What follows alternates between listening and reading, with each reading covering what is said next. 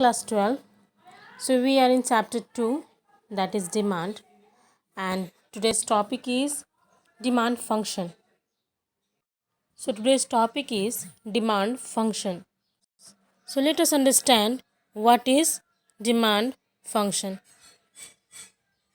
So demand function shows relationship between the quantity demanded of a commodity by a consumer and the price of the product. So here you can see that I have written Q is equal to FP. Okay, this Q is for the quantity demanded and this P is for the price.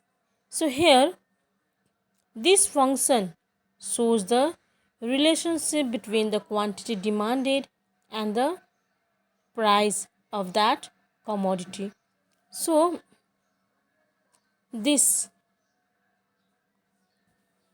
Q is left hand side, which shows that Q, that is quantity demanded, is depend on the function of the price. Means function of the price means if price will increase,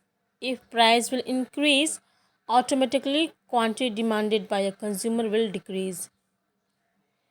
And opposite will happen if price will decrease, quantity demanded by the consumer will increase. So here it should be mentioned also, it should be noticed, okay, it should be mentioned that the demand function can be obtained if we assume that the things like price of the other commodities, income of the consumer, taste and preference of the consumer, etc., like we can say determinant of demand, so it should remain unchanged. Okay, then only we can come to know about the function, or we can say demand function. Okay, where quantities depend on the function of the price, it means that it depend on the price of that commodity. So the relationship between the quantity demanded of a commodity by a consumer and the price of that product is known as the demand function.